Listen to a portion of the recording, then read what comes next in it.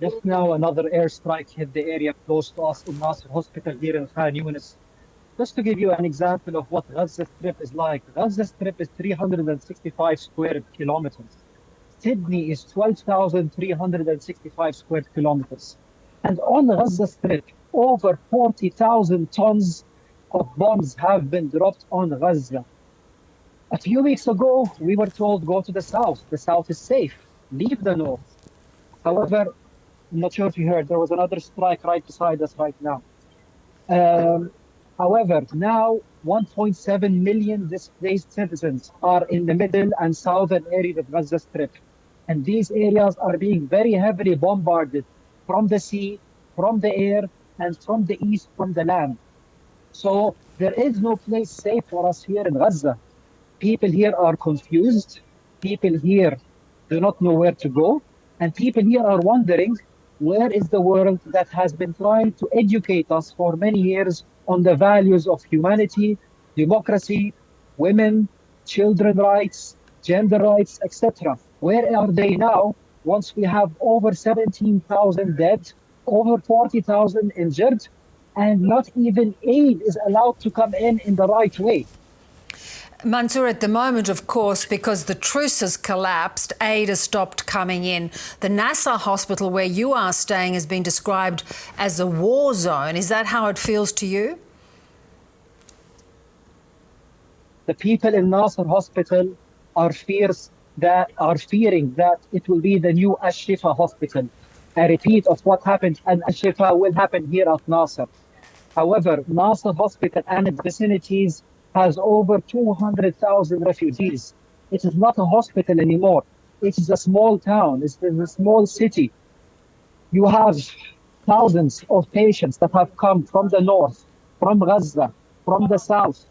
We have thousands of families sitting around us in tents, not able to get some food for them to eat.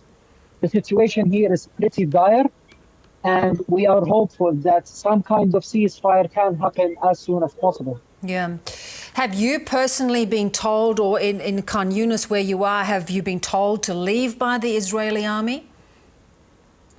Yes, every day leaflets are thrown at us saying that now Khan Yunis is a war zone and you need to flee even further to the south, to Rafah. However, even in Rafah, several bombs were dropped on many extended families there. And the main highway called Salah ad-Din Highway has been bombed several times, not allowing people to move to Rafah even if they wanted to.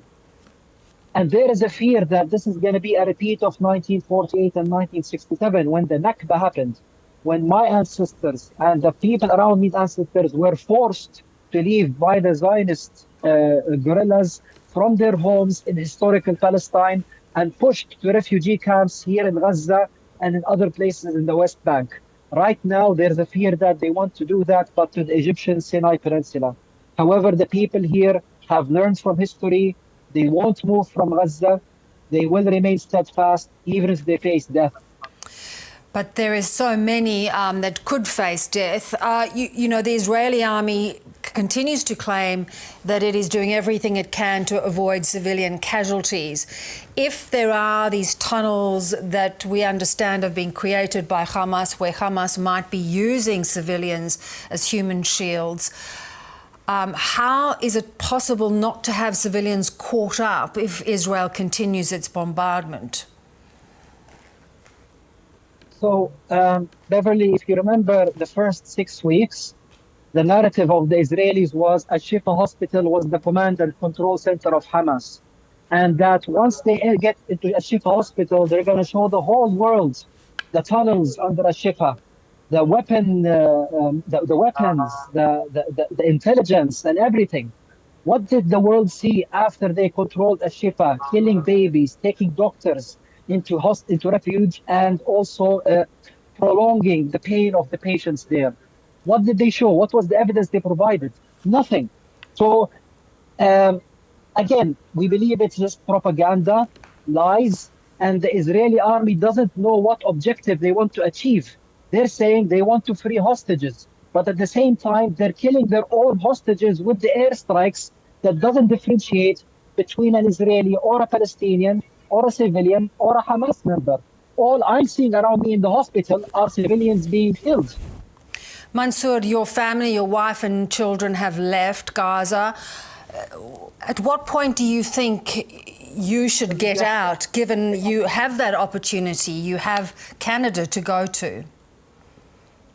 Yes, I've been vetted by the Israelis, and me and my family were given the authorization to leave Gaza around 5 weeks ago.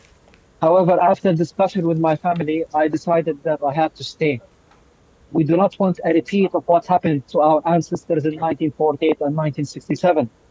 As an able man who can assist in any way possible here, whether it's through reaching out to media like yourselves, or by helping people here remove those under the rubble, donating blood, or by ensuring that charity is distributed in the right way to the people here, as long as I'm able to help, I will remain. It's a privilege, it's an honor to be here. I'm not thinking of leaving anytime soon. Mansour, I know it is such a difficult, very difficult time in this conflict. We do appreciate you joining us. Thank you so much. Thank you, Beverly.